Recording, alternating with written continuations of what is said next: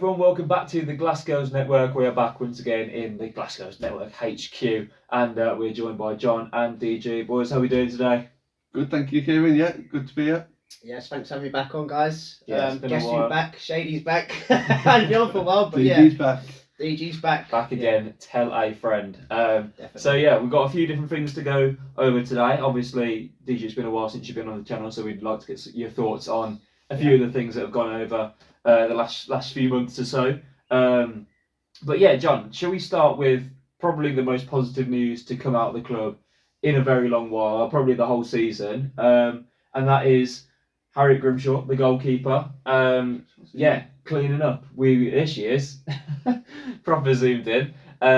Yeah, so obviously, you know, it's no secret how good Harriet's been for us this season. We've talked about her so many times this season. And this is her at Wembley Stadium, I believe, last Sunday, yeah.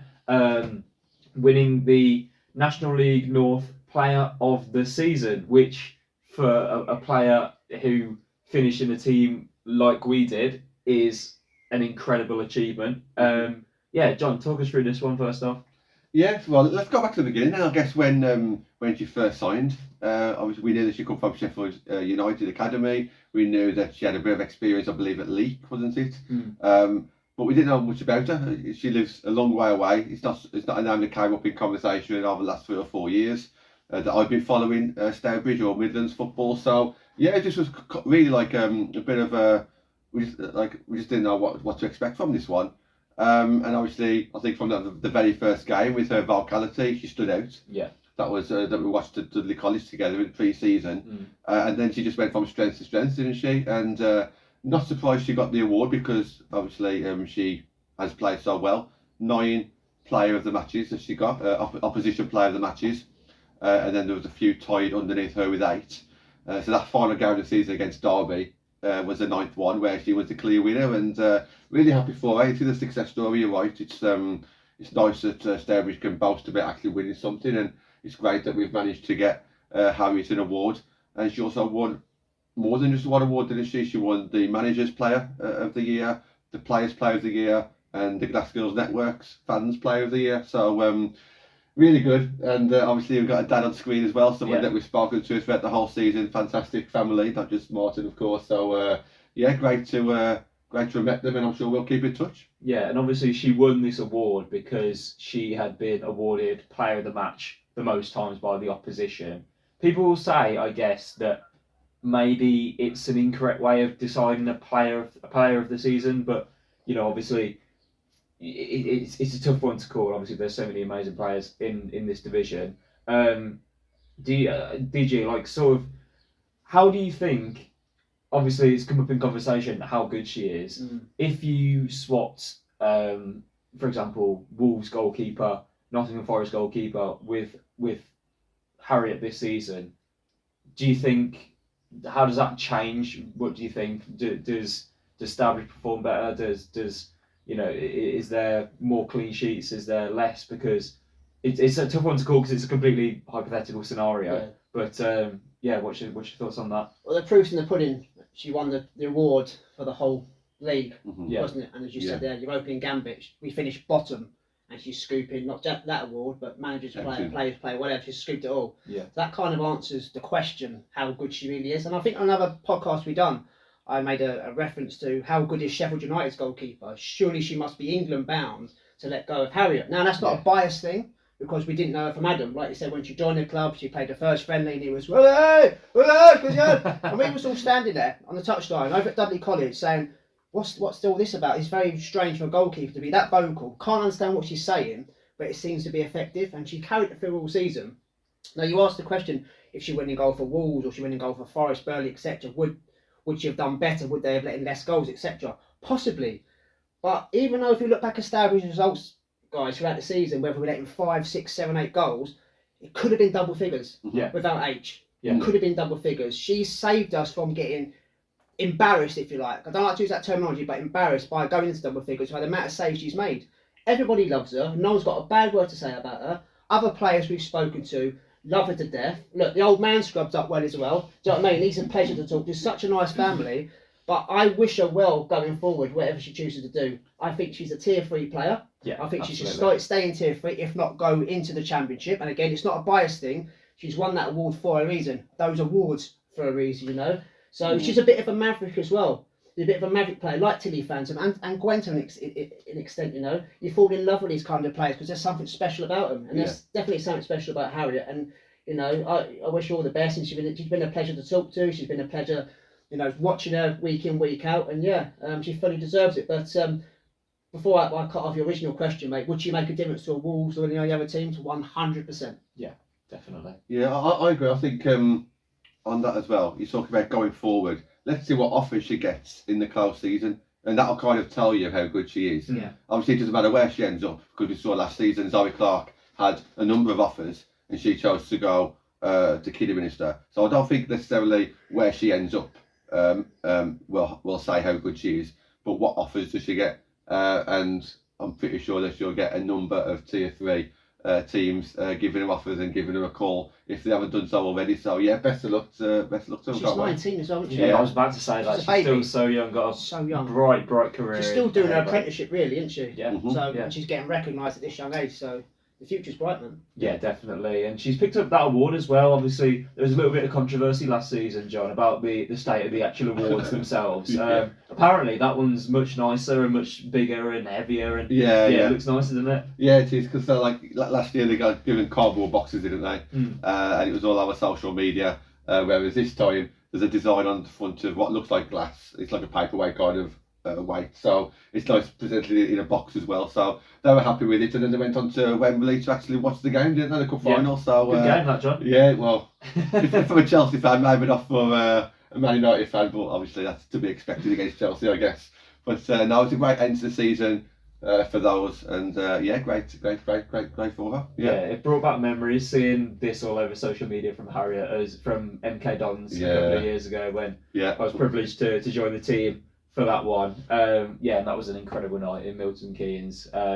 Yeah, definitely one that goes into the Stourbridge history books for sure. But yeah, massive congratulations to Harriet. Obviously, wherever she ends up this summer, I'm sure we'll be watching with very, very keen, eagle eyes. As we say, she's got a massive future in the game ahead of her. And yeah, it's been a pleasure having her between the sticks this season. John, can we switch on over? Give us a switch. Yeah.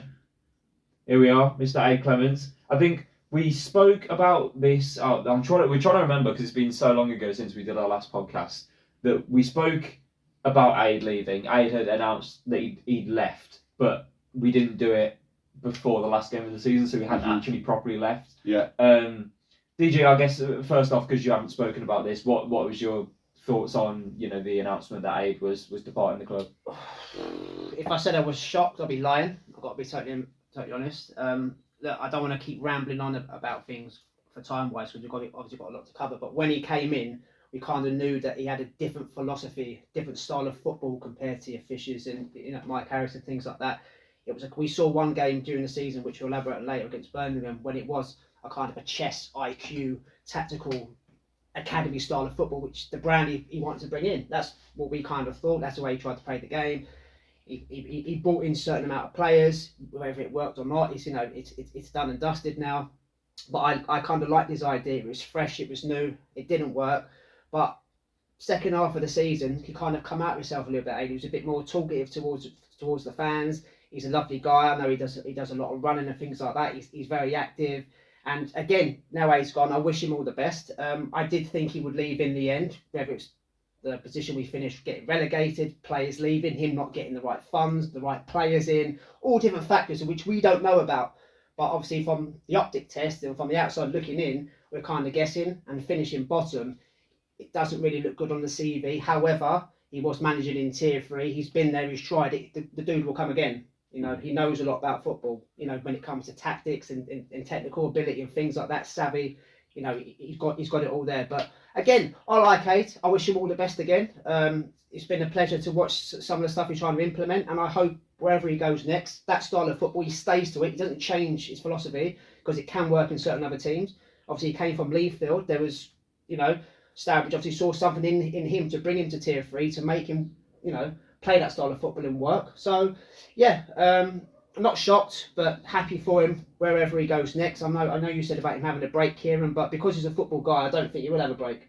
I think possibly he will jump straight back into to another job. And Yeah. as you can see from the photo there, all smiles. Daisy Clements, me and my partner sponsored a Rope Boxing podcast this season. She's scored a few howitzers. Obviously, his daughter there, another fantastic player in person, along with Ollie and Kieran and Jon and many other people. So yeah, I wasn't going to waffle, but I have done. But I will miss him, and I wish him all the best going forward, man.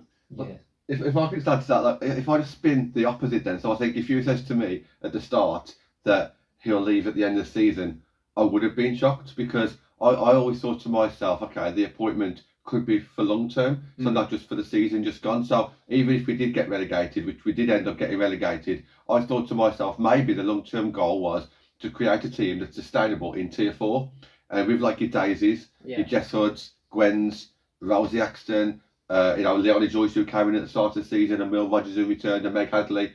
Would all those, if they was all still together, be a sustainable Tier 4 team? Absolutely. I think so. I did throw Rosie Embley in there, but because I thought she might have wanted Tier 3. But if Rosie Embley ended up staying as well, all of a sudden, Aid would have created there a young team who could have stayed at Tier 4 level for a few years. And I always thought that might have been the aim, the long-term aim. Okay, maybe the chairman says to him, look, if you get relegated, it's not the end of the world. Just create a team here for the next few years. Build it, yeah. And obviously that we might go into that later. Maybe that's what the challenge is this year. Maybe a sustainable team. But I agree with you. I wasn't surprised come January, February. I could kind of see that it might not be for the future.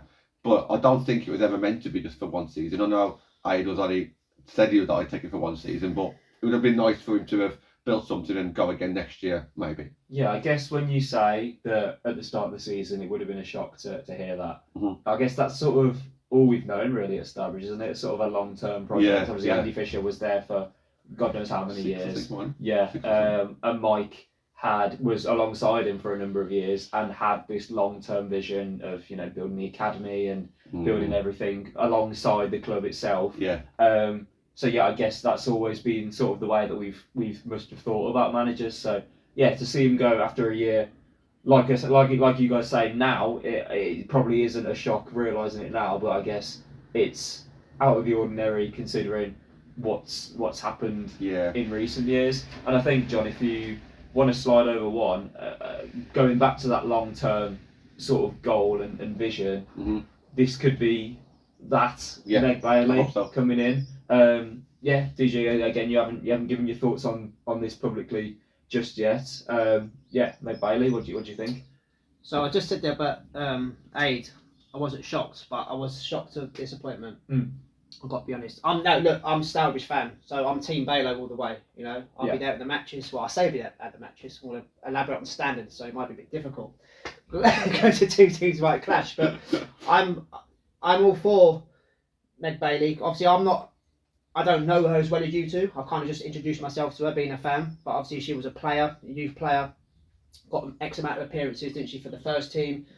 I'm currently managing the under-16s, won trophies, which is vital, and obviously working under the tutelage of Andy Fisher. So she's another apprentice, if you like, learning on the job. Whether she's applied or she's been poached, she's got the opportunity at a very young age to do something. Now, we and Jon spoke about this off camera before. I'd love to be in that position.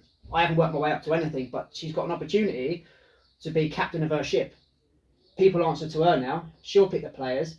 Obviously, she's going to have a team around her. I'm not going OTT with it, but she'll pick the players. She'll want to play a style of football. She'll try and change the philosophy, what was left by A. She'll try and do things in a different way. Maybe incorporate bringing more fans, mascots, which I always talk about, and all different things. Get it more like a family-orientated club as well as the football. But again, it wasn't one I'd seen coming. I'm not clued up when it comes to other women's managers in the game or men's managers. I'm just pure Stour. I didn't think it'd be Meg, but now it is. It's again going forward when you think about how excited she must be and nervous at the same time. I think it's exciting times ahead. She's going to bring in players that she knows. Again, I mentioned Andy Fisher there. There possibly could be a link up there where we're kind of like a feeder, bringing in different players, experienced players that might help us in Tier 4 or wherever we end up. So yeah, shocked but excited at the same time. Good luck to Bailey. She's part of the furniture. Everybody knows her face, and So just bring us some goals. Yeah, Just bring us some definitely. goals. Something to cheer for. Definitely. That's what we lacked last season. It weren't for the lack of trying, but yeah, good times. 100%. Yeah, John, when we spoke about this appointment, it was very fresh news. Have you Yeah, given it sort of any extra thought following that video? we went live, didn't we, talking about it? Yeah. I think the first question that I asked you on that live show, and it was intentional, was did it make you smile? And the answer was obviously yes. And I asked you that question because obviously I knew that was going to be the answer because it made me smile as well. Hopefully it is a long-term project. I think it will be. Have I thought anything more about it? I think it's just one thing that we've learned is it's all about who you can recruit as well. So when we start talking about results now, let's have a look, because we don't know how well she's going to do until we see who comes in, who comes to trials, what coaches are coming in, and then pre-season, let's have a look at our players and see how they compete, and then we can start looking at results where we might end up in the league, etc. Yeah, I think it's going to be. I think it's going to be an exciting one. I am excited about what it can actually bring, and we mentioned about the happiness in regards to off the field as well. I think that's massive. I would like to say though, and this is where her and the coaches are not under pressure, but on the trial. It's not just the players trialling for her; it's the opposite way around as well. So these players will come to Stourbridge in a trial, and they'll be looking, right, is this where I want to play next year? So she'll be kind of trialling for them as well. Yeah. So you can guarantee that there's going to be trials all over the area. The player A will go on a Tuesday to Stourbridge, and then the week after they'll go on maybe a Thursday to Lightown. The week after they'll trial at Balmere or Sutton. Unless if you actually know Meg, then you'll probably come in and think, okay, if I'm happy, I'm going to stay here. But if you don't know Meg, or if you don't know what to expect, you'll come. And then Meg and her coaching staff have to impress the players and make them want to stay as well. So I think it's going to be a bit of both. So I think it's really important that Meg gets a backroom staff on board quickly so they can get these trials underway and impress some players. Yeah, definitely. You mentioned the league there. Obviously, I know you've got quite a good insight into the football in the West Midlands. How do you think that league shapes up currently? What are the big games to look out for? Oh, big. Okay, well, I think for me personally, it's going to be the ones that we got linked with in the past. So, for example, if Kidderminster get promoted, that's going to be a big game. If Lye get promoted, that's going to be a big game. You've got obviously the Balmere and Sutton. You know the Sutton derby over there. Yeah. They'll have to come over. You've got at the moment you've got like obviously Leonie Joyce at Balmere. You've got Tilly Phantom at Lincoln United. They're all part of this area. Worcester City, great club. You know, you've got Esme there, and who else? Jess Bates.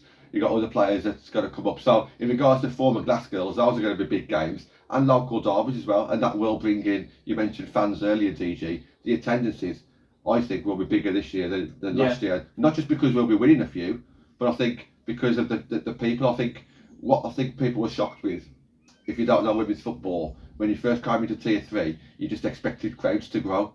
And I don't know why they would think that, because no one's just going to wake up one day thinking, I'm going to support Stourbridge Women's now. And also, women's football fans and the big clubs don't necessarily travel. Wolves would, because they're down the road, but Newcastle or people like Burnley, they don't travel. So, but Balmere down the road, who've probably got a bit of a needle with us, and Sutton from the past, Lye, absolutely. These will bring a few fans. Yeah. And then obviously you got to start executing that then, haven't you? And publicise it and do what we kind of lacked a little bit last year, I guess.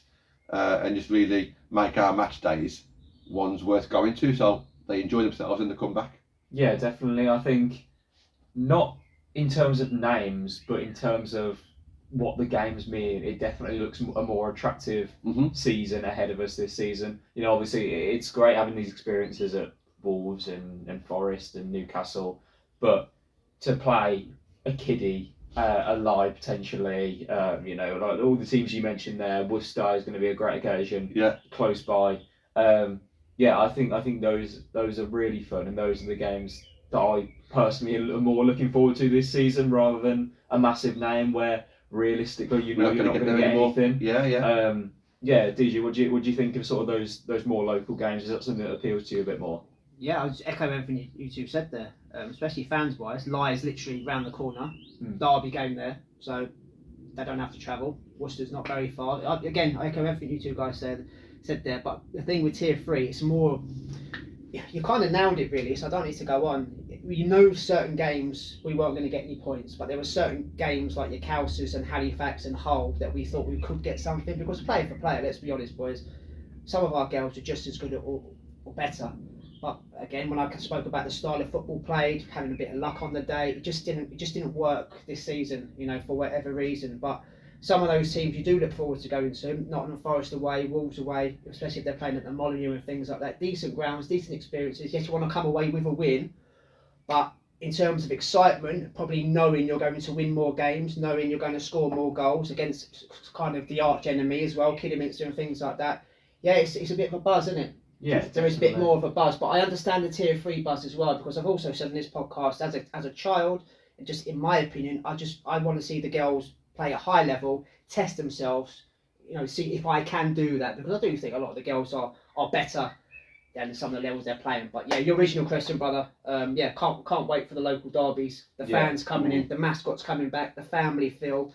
And again, Bailey produces some goals for the team. I said that twice. That one I'll say. John, I know you're quite like me in the regard that when it's these big occasions, like we had Kiddie in the FA Cup last year, we love the occasion of it, rather than it just being a game. We love the occasion. We love seeing people we recognise and talking to people we haven't seen in a while. That was brilliant. Sorry to interrupt. That was brilliant. That was brilliant. You because you were like the in between both. Yeah, I was in between. The old guard and the way it went, the penalty shootout, the way. Sorry, mate. That's the kind of metric or narrative, if you like. Yeah, we can look forward to next season. You know? Yeah, I mean, exactly. And Agborough as well. Yeah, I'm an absolute sucker for a footballing narrative. You know, but there's no narrative in us travelling to Nottingham Forest. However, Boldmere, where Leonie Joyce could potentially score a winner against us, that appeals to me a whole lot more. So that's exactly why I'm excited for this year. And this is why I was like really banging the drum that I didn't want us to drop any further, you know, because I think these games are going to be really marketable, you know. So let's you know, like, so it's really, I'm really keen that we do stay now in Tier 4 and try and build on that as obviously one that suits the board as well, that's like cheap, you know, like ones that we can afford, of course. But I do think that we'll stay in that league, because I do think there'll be two teams worse than us. But I really think that we can really build something on that, and stay in Tier 4 and get these games season in, season out. And on the Tier 3 side of things, now that we've had that, you know, at least we've experienced it. You know, I think we didn't necessarily grasp it with both hands in some occasions. However, we can grasp these ones that's coming up this season. And I think we've got the right people around us, hopefully, touch wood, to be able to do that now. Yeah, and I think when you mention those teams that could potentially end up in our league, the thing that looks good is there are winnable games in there. It's not your ones where your seasons where it's like, oh, we've got 4 games that actually mean something. Every other one is taking a hit. We said that this year. There's loads of games in that league where, you know, obviously we don't know the squad yet, but if we're looking at a squad somewhat similar to this season, bring in a few more names as well, there's winnable games. It's going to be positive, I think. Fingers crossed, touching wood. That's plastic, by the way. But, oh god, touch the table here. That's pretty much it in regards to the appointment as a whole. A few players that have, I guess, confirmed their leaving Stourbridge. Obviously, we don't want to say anything that isn't publicly out there yet. I've got the 3 players. There potentially is more that I've forgotten here. Of Rosie Axton, Daisy Clements, and Harriet Grimshaw are saying that they are, I forget the actual wording, exploring other opportunities. Kind of hinting that them at least looking out there, I guess. So obviously, wish them all the best with their futures. Let's talk about those 3 in general. I guess those 2, we've spoken about Harriet quite a bit already. Let's speak about Rosie Axton first, a player with a lot of experience in Tier 3. It's quite a lucky time. Obviously, she had that injury for a fair amount of a time when she was here. But from what I saw, a very, very technically good player. I think a team that plays to her strengths will do well. I'm not sure we did that enough. I'm not sure we played to her strengths enough as a team. But yeah, a goal scorer. She scored a few goals for us this season. Yeah. What were you guys' thoughts on Rosie Axton overall? Well, first of all, I'll let DG answer this one first for a change. But what I would say is check out our videos, because we actually interviewed Rosie when she did kind of leave. I'm presuming she's left, but we don't know just yet. But she was kind of hinting that she's looking elsewhere. So check out our previous videos where we've spoke with Rosie on that one, because such a lovely person as well. So yeah, it's good. I think it's really important that fans do get to see how nice some of these people are, because you don't really just see them on the pitch and then you go. Yeah. Try and get to Some know of them. them are horrible on the pitch. Oh yeah, absolutely. Yeah, to get to know them next year, if you haven't had the luxury to speak to them this season for whatever reason, try and get to know them a little bit more next year. But go on, DG. Sorry. Yeah, no, I was just going to say, you mentioned there about working to playing to Rosie Axton's strengths. Again, like a lot of them, I don't know what her best position is, because I don't think she did it at the end. Played on the wing, played up front, played as a number 10. I think one time she may have played as a CDM. So where was her best position? I've got to be honest, guys, I don't know. The lads don't know. Probably most Stour women fans don't know. But what I will say about her, and you two again have kind of stolen me thunder a little bit, she was full of energy. Now, as a football fan and as a Stourbridge fan, I don't mind losing games. And I've got to be honest, I don't mind if we lose 3-2, 2-1, 4-3, close games. But as long as the girls are competitive, they give their all, they put a lot of effort in, they chase every ball, they want to win. She does that. Rosie Axton does that. She may not be, a 30 goal a season player. We still don't know where her best position is. But whoever gets her next season, they'll be blessed, because she does run her socks off. She does put the effort in. She wants the ball. She tries to get into positions. She tries to spread play. So she'd be a credit to anyone. And again, it'd be nice if she could have stayed and we kept her in Tier 4. But the sound bites are like she is going to leave, which is a shame. It would have been great to have her, in Tier 4. She probably may be too good for Tier 4, or that might be a level. We don't know. But yeah, sad that she's going, and she's been a good addition, boys, isn't she? For the short time that we've had her. Definitely. Yeah, I was happy when I saw this signing come through. While it was a player that I actually knew of. But yeah, it was just one of those where she had a good CV behind her. And I know that she went to several different clubs. I get that, but you've learned off some real good coaches, I guess. Leicester Academy, Forest, others I can't remember exactly. Peterborough. Yeah. These aren't mugs, are they? These bringing experience. Yeah. Girls. Exactly. Yeah. So she had obviously high standards coming in, and she stayed the whole season as well. So. Well, since she never left before the end of the season, I meant. So I was happy to see this signing, and again somebody else that I hope that we keep in touch with. Definitely. Jon, I'll just come to you about Daisy as well. Obviously, Dave, I know you've spoken a bit about your sponsored player already. Yeah, Jon, Daisy Clements, what a season she's had, really. Well, won the league with Stour at the end there. She came in at the end congratulations. It's like she just we took someone at the very end to win the Formula 1.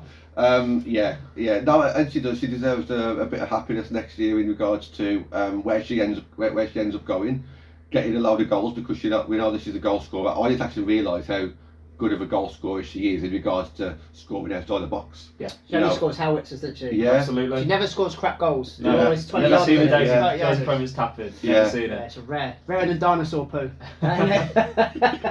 She's professional. She's fit. She's an athlete. I hope that she gets given another chance at a level where she feels that she's good at. She's definitely been one of our standout players. Yeah. Obviously comes from the previous season as well, so she stayed with us. And she's worked her way up to that level, hasn't she? So it would be nice to see her at the highest possible level next year, whether that be at Tier 3 or Tier 4. I think she'll have competition at Tier 3, but that's okay. I'm sure she can compete for her places. And it was a nice end to the season for her, meeting up with some of her old friends at Stour, getting them promoted. And look, there'll be eyes on Daisy, obviously, not just because of people knowing her dad. People will know of Daisy for many years, Birmingham, scholarships, all that kind of stuff as well. So she won't be short of offers. It just depends on now, what does she want, as probably a lot of players. But let's see, because I'm excited about that one, where that's going to be. Because also, wherever she ends up, she might attract players from Stourbridge, who currently play at Stourbridge, to go with her. She's got a following, hasn't she? And rightly so. And she'll have fans as well. She'll go to the next team, and the fans of that next team will be like, and yourself, you'll end up like me, like playing a It's with going to everyone. cost me a fortune in sponsoring girls next season. But it's right that she's got a following, Yeah. and rightly so. So she'll land on her feet. And you 100%. say players following her. Her dad could easily follow well, her, that way doing whatever. Obviously, you know, we've spoken about him having roles that aren't specifically a manager. Mhm. It could you know land that he ends up doing. I can think of 2 clubs right there. Yeah, where- a bigger role than Yeah. a manager doing Mhm. something somewhere. But yeah, John, if you'd like to give me another swipe, There we and go. we will see Oh, the gaffer's oh, back again. oh. Here she is. So yeah, John, you touched on the trial dates already. I was just going to go on a few things that are happening behind the scenes that have been made public. Yeah, obviously these trials, 22nd of June, 29th of June, and the 6th of July. Yeah, what do we think about these trials? Like, what do you think? What sort of caliber of player is going to register their interest, and is every player going to make the cut to be offered a trial? Are there going to be players that the club goes, actually, you might not be up to the standard? Is that a thing that's going to happen, do you think? It's open trial, so they've got about 5 weeks, haven't they? So as of already, Meg would have been trying to like put the feelers out, so I'm sure, dropping a few messages or hints to certain people who she wants to turn up to the trials. It is an open trial, and I think she needs that because I'm sure she'll know a lot of people already, people who have played with her before, people who's played against her, whether it be as a manager or as a player, and then players who she doesn't know, but she might know of. And she, she'll want to obviously try and get these players down to at least just give us a go. And I think that would be my ask of players.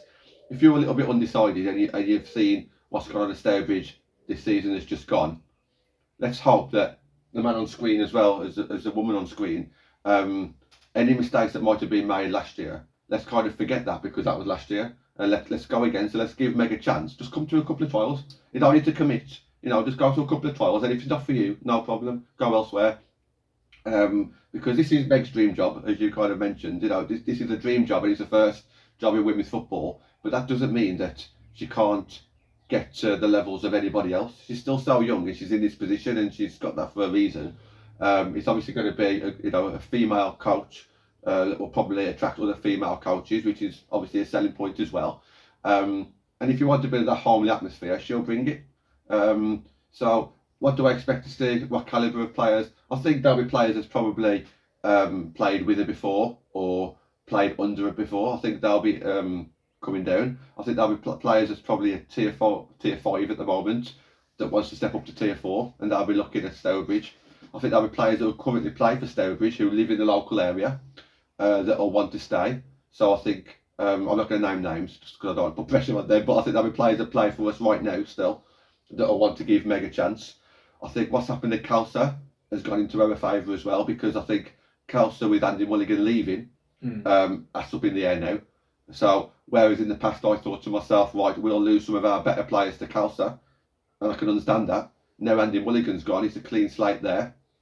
So players might be thinking, you know what, I don't want to risk Kelsa anymore. I'm happy just to stay where I am.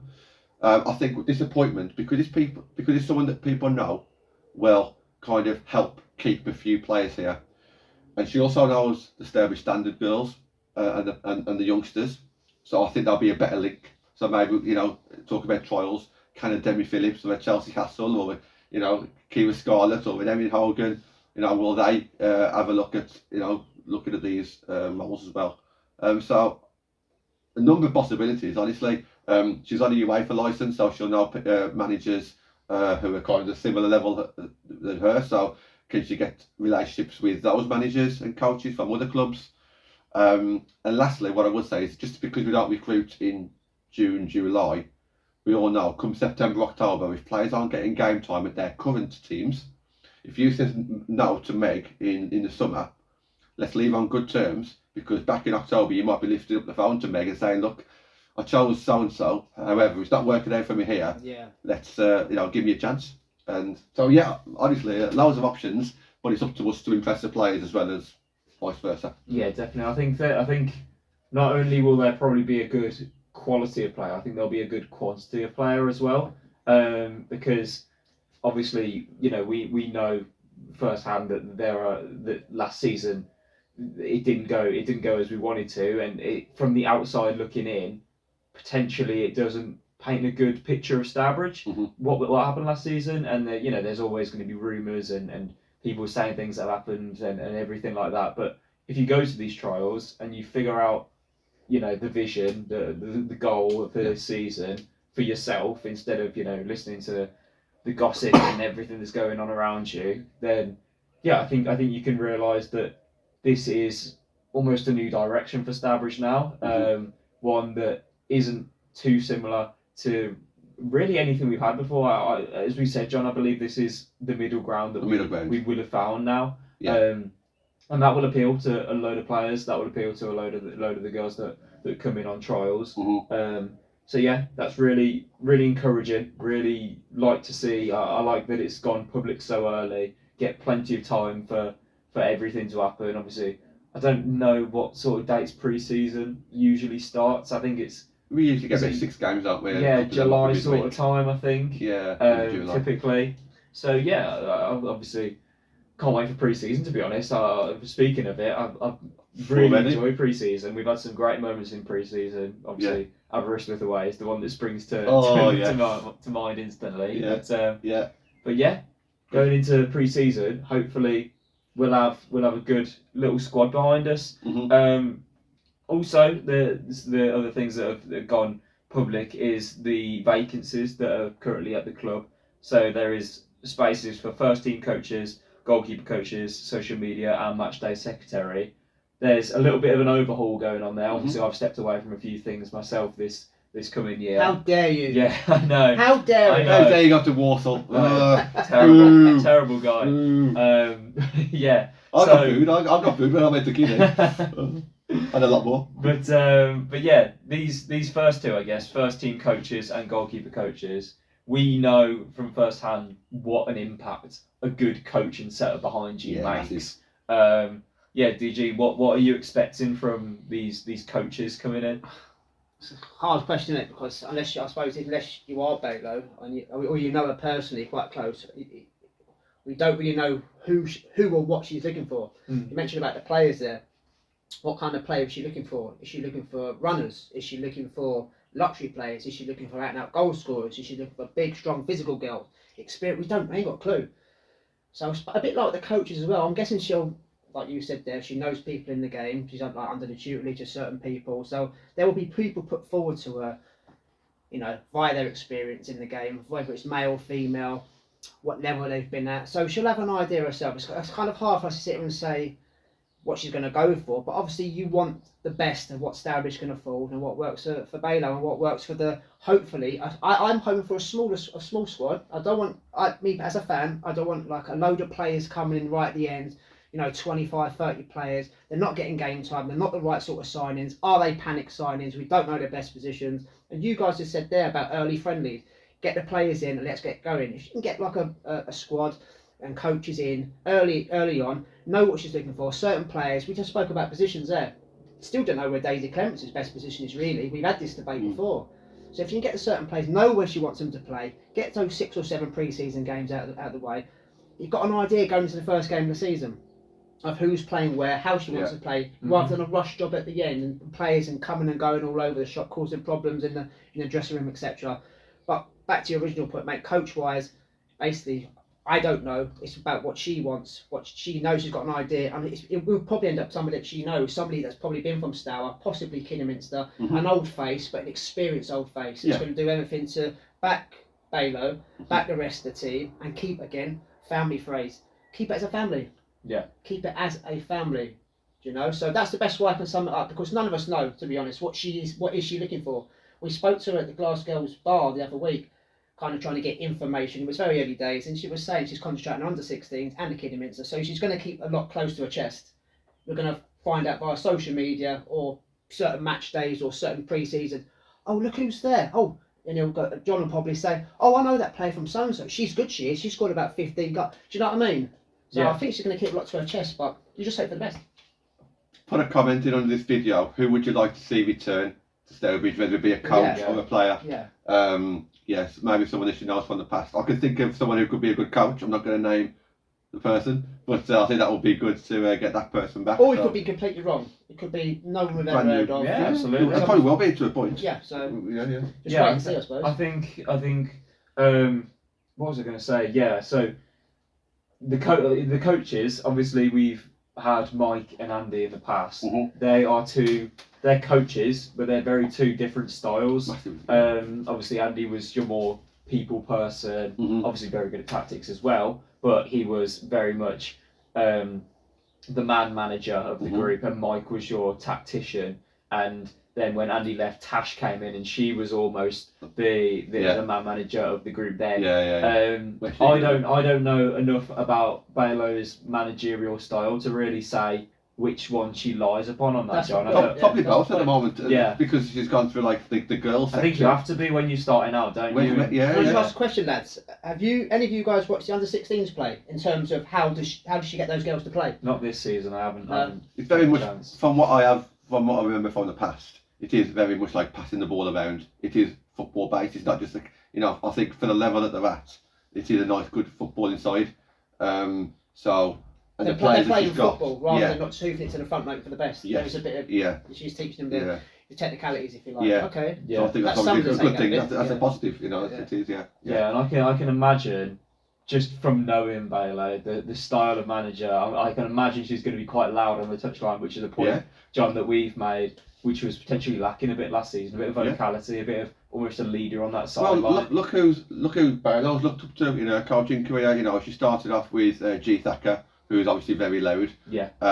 She's obviously got Ellie Mae Locke with her, who's a very vocal person at the under-16s level. She's also a Kieran Minister's first team coach, so she's surrounded by the likes of Andy Fisher, Matt Guys, Harry O'Neill, who are very loud as well. So I'm sure she'd be loud anyway, but if she's not, I'm sure she'll have someone with her.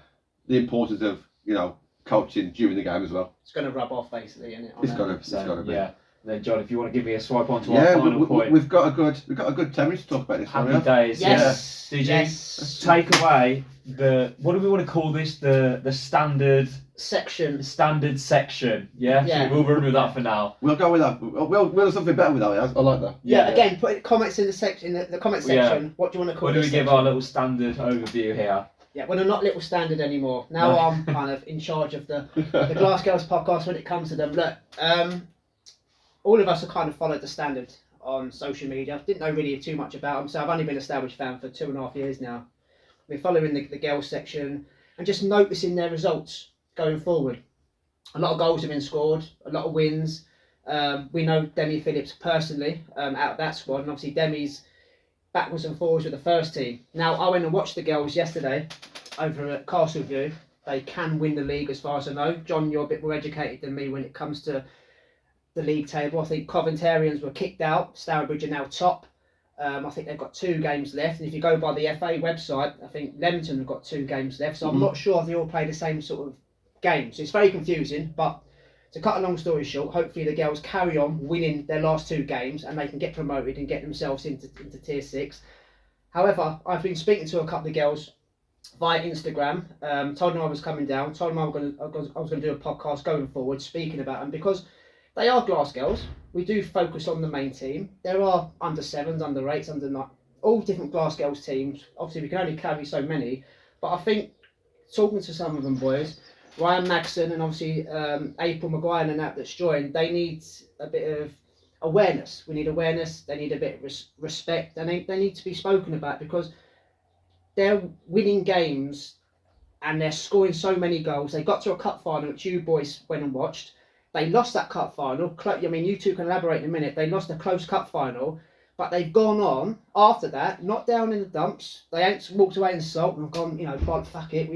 We'll try again next season. They've gone to Leamington away from home, beat them. They beat Ruby Ravens, stuffed them. I watched them yesterday at Castleview. First time I've ever watched them in the flesh, the optic test.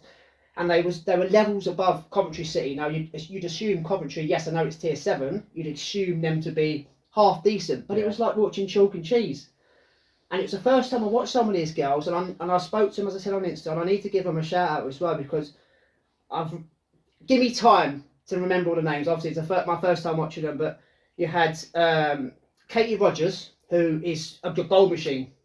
right? So I know the name. Saw yesterday. I spoke to her dad who was running the line and things like that. She's a goal machine. So you spoke about Bailey. Bailey was there yesterday, whether she was just there as a fan or she was having a nosy of what's about in the club. She's a goal machine. Ellie Williams has got skills to burn. And I know she's been called up to the first team a couple of times. Whether she's got a chance or not, I can't quite remember. So she's one for the future. She's very, very skillful. For somebody that's quite small and thin, she's very powerful. She was knocking girls off the ball. She was basically taking the piss. Her first touch was brilliant. And same with, I think her name is Alice Eva. Have I got that right? Yeah. Very composed. Very impressive what I saw yesterday. First touch, she was pinging balls left, right and centre. Abby Skiverin as well. I spoke to her on social media. She came off, then she went on. She came off, she went on. She was struggling with her hamstring. But another 17-year-old, strong, physical, very vocal. Now, I spoke to Jon off camera, and what I noticed about the standard team, they talk a lot. There's a lot of talking. You had the captain, Erin Hogan. You had Abby when she was on. There's a lot of talking. They talk to each other. And unfortunately, how much I love the first team, we kind of lacked that. And you mentioned that about on the touchline. We lacked that, and we lacked it on the pitch. Yeah. And that's the first thing I kind of noticed. They're all talking to each other. Plus the style of play, how they're playing the game. Tier 7, you think, oh, it's low, it's not very good. Bollocks, absolute bollocks. Because when we're talking about kids football, and a parent will say, like, I'm a parent to an under 13s and an under 9s, he played fantastic, or he was skillful, he'd done that. And people will kind of think, well, yeah, it's only kids football. No, it's not. You've got to appreciate what certain people are doing. They can only beat what's put in front of them. And yesterday, if they don't go up this season, and they keep the same players, or they add to the squad, the way Ryan Maxson and April's got them playing, it's very good. It's very good to watch. They will romp that league next year. They will literally romp it because it was two-touch football. As I said, Alice was spraying balls. They were playing. They were keeping themselves onside. Katie Rogers in the 6-yard box. Instincts, knows where to go, knows where to run. What we lacked last season. There's so many positives to take out of what I saw. And obviously we're going to go down on Thursday and support them against FAWNL. So I don't know when this podcast is going out. So Thursday. We'll be there. Well, we'll be there. And the last game against Sutton, I believe. Hopefully they can win the league. But yeah, I'm going to keep this going, hopefully, guys. I'm going to try and go down every Saturday, Sunday when they're playing. Hopefully it doesn't clash too much with the first team. But I will keep my promise and I will go down. And again, I don't know much more I can wax lyrical about them because I've only seen them once. But I'm just so impressed with what I've seen. And I think all those girls need a shout. And plus, when I did speak to Abby, give a shout out to her dad's firm, McDonald Servicing. So they've got a decent sponsor behind them with a bit of dough, by the sounds of it. So if Stourbridge don't give them any money, just go to Abby's dad. Yeah. Lads, I don't know how much you've seen of them bar the final, but they're a splendid girls when it comes to certain players, the way they play football, their attitude, the talking, the way Magson's got them playing football. I'm sold. I'm sold. I want to take a breath and let these guys. I was just gonna say, obviously it sounds like there's a lot of talent going on there, a lot of amazing things. I think so. That's what my one sort of thing about this season. As much as I understand Aid and respect his decisions, I think to not include some of these girls sometimes when they were doing incredible things week in, week out, is a bit of a shame and a bit of an opportunity missed. I think Demi was really the only one that got any sort of minutes, and even those weren't anything. I can massive. See why as well. Sorry to interrupt, Key. I can see why she was thought highly of, because she was playing centre back, and she said to us she's played the most of the season, but she's a striker. You couldn't get past her yesterday, and she scored 2 goals from free kicks. Yeah. She could have had about 5 or 6. So Demi, and again, no bias because we know her personally. She's a level above that. And that's why they were so good, along with the other girls as well. Yeah, a little bit on Demi as well, Jon. I'll ask you in a second. But from what I saw in that final, she was incredible. But that was the first time I've ever seen her play centre half, and I don't think really I'd ever heard anyone say that she's actually a centre half now. I've always known her as a winger or a striker or just an attacking player in general. So to see her at the back was a shock to me, first of all. But then to see how well she played was an even bigger shock. She was immense, wasn't she? So much to absorb there in that 5 minutes. So sticking with Demi, so I remember doing a podcast at the start of last season when she got retained, because it was actually announced that we retained Demi, and we actually said she's like a versatile player. And I remember using that word. I think she actually come over to us afterwards saying I'm versatile, so she watched the show. Thank you very much, Demi. great that we've still got a 100% better than a tier 7 level, better than tier 6 level in my opinion. Her sliding tackle set up the assist for, was it Kieran Skyler's goal on the final? Yeah, brilliant. Yeah, and she's a great all-rounder, and I think good players really stand out to that level, don't they? My thing that I like the most about this team, that I don't think you quite touched on, because you touched on everything else, but this one here reminds me of the old days, because everything about, and the spirit, I guess, because they've grown up with each other, they've known each other for several years, and a manager that kind of engulfs all this as well. This team to me is still the little nugget of like the old days. Even like the social media side of things. It was great to be a part of that cup final. We were on the coach with them as well, weren't we? And it did kind of resemble what I think Stour is. Still can be at the first level. So yeah, for me, really excited. I think it is important that we cover it next year, because I think the gap has closed now between the first team and the Stourbridge Standard. So with that gap closing, I do believe that some of these should be in the first team next year, or at least given chances, and I think they probably will be. How you can, if we do end up getting some tier 5 players in our first team next year, then obviously Demi Phillips and Chelsea Hassel, just to name 2, should be considered, 100%. In my opinion, because they are at that level. And around the right people, they could be higher. So, and that's just 2, that's just because I've known them for a number of years. So, really excited to see where this bunch goes. I hope they can stay together. I hope they can keep the happiness going. And they're led by some fantastic people, aren't they? That's an interesting point you made there. So about knowing each other. We used the word family as well. Team spirit. Yeah. They were X amount of points behind Leamington. Yeah. A few months ago, losing the cup final, head stayed up, spirit stayed up, kept the family vibe. Now they're top. That needs addressing as well. Lots of teams, they walk away and they, like I said, we've tried, we've lost, let's have a go again next season. These are going to the end. And they pull points back. Yes, I know Coventry were kind of eliminated, but they were doing that before that. They were so far behind on games played. They were so far behind. Yeah, so the improvement in the team from the beginning of the season, massively. some of the girls were telling me, does need highlighting as well. He's, hopefully I'll get to meet Magson as well going forward. He seems like a nice guy on social media. You said good things about him, yourself, Key. So it's the vibe. It's the Stourbridge vibe, and I've got to be honest, guys. It's the Stourbridge vibe. That's what it is. I've got to be honest. With this club, whether it's youth going into open age men's, we know win some trophies. This club wins some trophies because my kids play football, and when we hear the name Stourbridge, whether it's boys under 8s, girls under 12s, whatever, they're like, oh, Stour. He or she was from Stourbridge. In terms of they're a good club. Why are they not still at Stourbridge? And what that player wasn't good, but he must be good because he's playing in this team now, so they've let him go. They don't take rubbish players. So the sound bites of Stourbridge Football Club as a whole, forget problems going on with the men's team on the ground and Chinese whispers. As a club, winning silverware, youth level up to open age, and the vibe and that it's got around the club, there's so much positive to take out of it. Yeah, it's still a name in the area and in the region as well, So that's something Stourbridge should be proud of. Definitely. And the managers and the coaches that they get, because they're lifting silverware willy-nilly in all sections, and I think that needs to be applauded as well. 100%. Yeah, John. Let's just end it out with a very, very quick word about that final. Then we spoke about it very briefly, I think, on the live stream. But let's go slightly more in depth with it. Obviously, as I say, as I keep saying with these big games, it was a great occasion, wasn't it? Yeah, it was. I mean, we all met up at the clubhouse. It was a weekday, wasn't it? So a midweek game under lights at the Poundland Stadium. What an occasion for these players to play in. I mean, there's some players out there that's probably never played in a stadium that big. No. So for this age group to be playing there and go on a team coach with the parents and the fans, to be treated the way there was when there was actually there. It was all really professional. Also a good club head to Kieran. Very good, man. Very good. So if you don't know, Kieran works there. So yeah, that was great. And yeah, just the occasion as a whole was great. A lot of fans turned up. A good divide, I think. I think it was pretty much 50-50 between Long Egyptian and Stourbridge. Yeah. Yeah. I think it was a great game, and obviously the first half was magical, wasn't it? To be 2-0 up, we looked really good, but they just came out a little bit better in the second half and deserved to win in the end, I guess. But yeah, we took a lot of positives from that.